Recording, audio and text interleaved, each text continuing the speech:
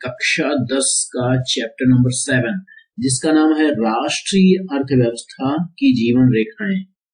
इसके पहले हम पार्ट नंबर 1 से 6 तक देख चुके हैं, जैसा कि हमने पिछले वीडियो में बताया था। ये पार्ट नंबर 7 है और ये इस बुक का लास्ट चैप्टर है। इसके बाद हम कवर करेंगे क्लास 11, ठीक है, क्लास 11 कवर करेंगे। हमने आपसे बताया है कि क्लास 6 से लेकर 12 तक की एनसीईआरटी की बुक का कलेक्शन वीडियो लेक्चर के माध्यम से आपको यहाँ पे मिल जाएगा। बेस्ट नोट्स होगी। और एक चीज मैं आपको बता दूं, अगर आपको इसकी पीडीएफ चाहिए, ठीक है, पीडीएफ फाइल चाहिए, तो आपको डिस्क्रिप्शन में लिंक मिल जाएगा या फिर कमेंट बॉक्स में, वहां पे आप देख लीजिएगा। तरीका मैं बता दूंगा कैसे मिलेगा। भारत विश्व के सर्वाधिक सड़क जाल वाले देशों में से एक है। अगला है स्वर्णिम चतुर्भुज महाराजमार्ग। देखिए, अब यहाँ पर स्वर्णिम चतुर्भुज से रिलेटेड प्रश्न आपका जो आएगा वो यही आएगा कि निम्नलिखित में से कौन सा एक स्वर्णिम चतुर्भुज का हिस्सा है या नहीं है, ऐसे करके प्रश्न बनेगा आपका। तो देखिए, यहाँ पर मैं पहले बताता हूँ, फिर आपको वहां पे आगे ले चलता हूँ।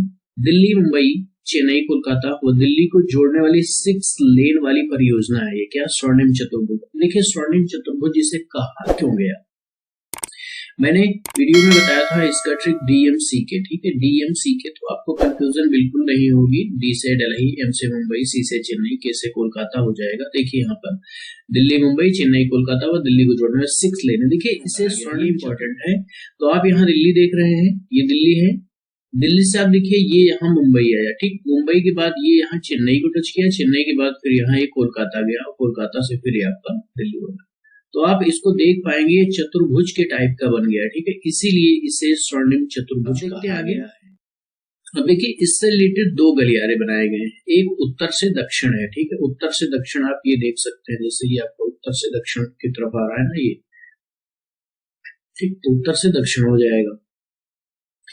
उत्तर से दक्षिण में जो श्रीनगर को कन्याकुमारी से जोड़ता है।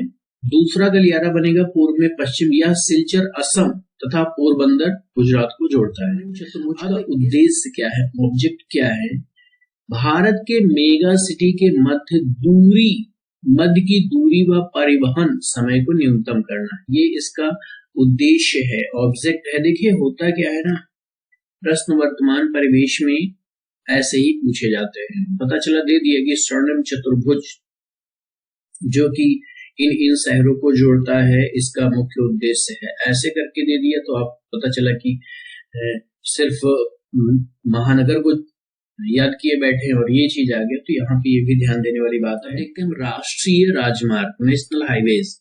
राष्ट्रीय राजमार्ग देश के दूरस्थ भागों को जोड़ते हैं। ये एक हिसाब से कह लीजिए कि आपकी डेफिनेशन होगी कि राष्ट्रीय राजमार्ग किससे कहते हैं। तो जो राजमार्ग देश के दूरस्थ भागों को जोड़ते हैं उन्हें राष्ट्रीय राजमार्ग कहते हैं। राजमार्ग संख्या 1, जिसे शेरशाह सूरी मार्ग भी कहा जाता है, ये दिल्ली से अमृतसर तक है। अब NH7 राष्ट्रीय राजमार्ग संख्या 7, यह सर्वाधिक लंबा है, जो कि 2369 किलोमीटर है। ये वाराणसी को जबलपुर, नागपुर, हैदराबाद, बेंगलुरु, मदुरई के रास्ते कन्याकुमारी को जोड़ता है। NH7-8 की बात करें तो ये दिल्ली से मुंबई को जोड़ता है। NH15 राजस्थान के अधिकतर भागों की हम बात कर रहे हैं। स्टेट हाईवेज, ये नेशनल नहीं है, वो नेशनल था, ये राज्य का है। राज्यों की राजधानियों को जिला मुख्यालयों से जोड़ने वाली सड़कें राज्य राजमार्ग कहलाती हैं। इंडियन रेलवेज की अब हम बात करते हैं, तो देश का सर्वाधिक बड़ा सार्वजनिक क्षेत्र का प्राधिकरण है। देश की पहली रेलगाड़ी 1853 में मुंबई से ठाणे के बीच चली थी। कितना चली थी पूछा जाए तो 34 किलोमीटर। देखते हैं यहाँ पर गेज, ये मीटर में है गेज। यहाँ पर बड़ी लाइन 1.676 होता है मीटर में।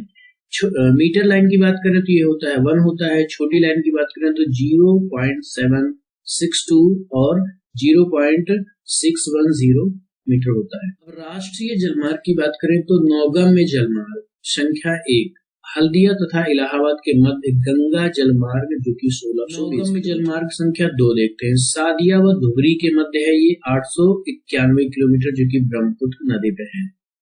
जलमार्ग संख्या 3 है, ये केरल में पश्चिम तटीय नहर कोट्टापुरम से कोलम तक उद्योग मंडल तथा चमकारा नहरें 205 किलोमीटर।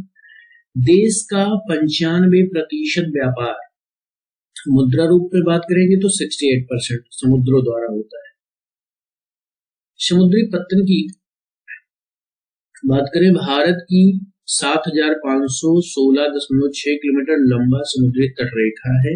अब देखिए यहाँ पर पूछ लिया जाए कि सबसे लंबा समुद्री तटरेखा वाला राज्य तो आपको पता होना चाहिए क्या है भैया, गुजरात है। क्या है? गुजरात है। और सबसे छोटा पूछा जाए तो आपको ये भी पता होगा, गोवा सबसे छोटा समुद्र तटीय राज्य है।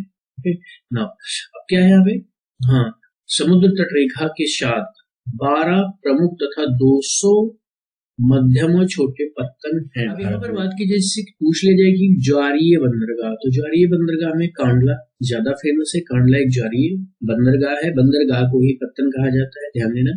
स्वतंत्रता प्राप्ति के बाद कक्ष में कांडला पत्तन पहले पत्तन के रूप में विकसित किया गया था। ऐसे प्रश्न आ जाए स्वतंत्रता के बाद, है ना, कौन सा ज्वारीय पत्तन का विकसित किया गया पहले बार, तो हो जाएगा कांडला।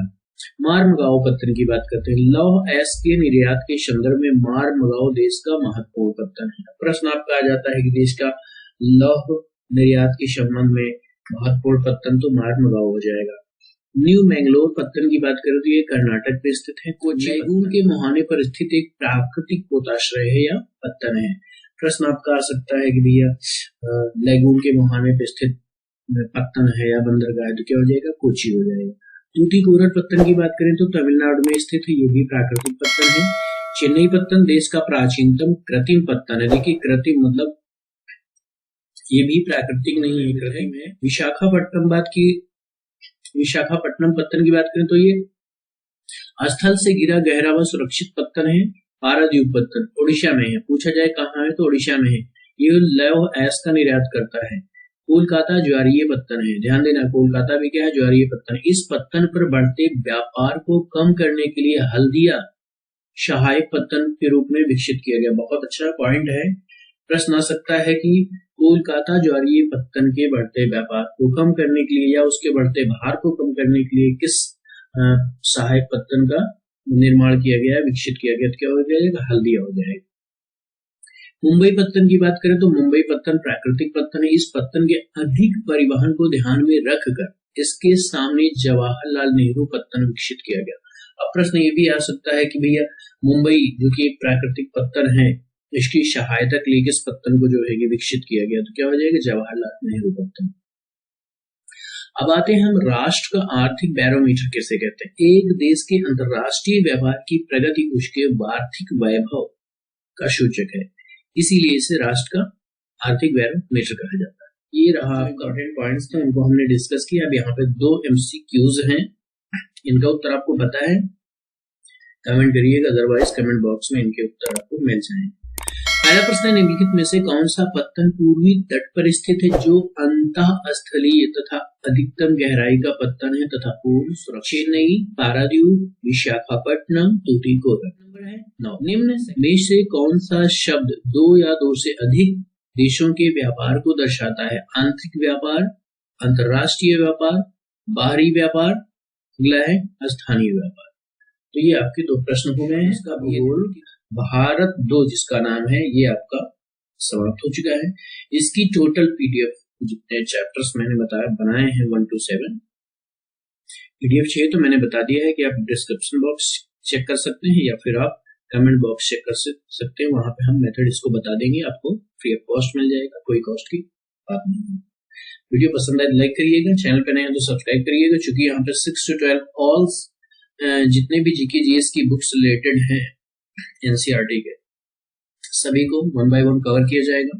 बेस्ट आपको नोट्स यहाँ पे मिल जाएंगे।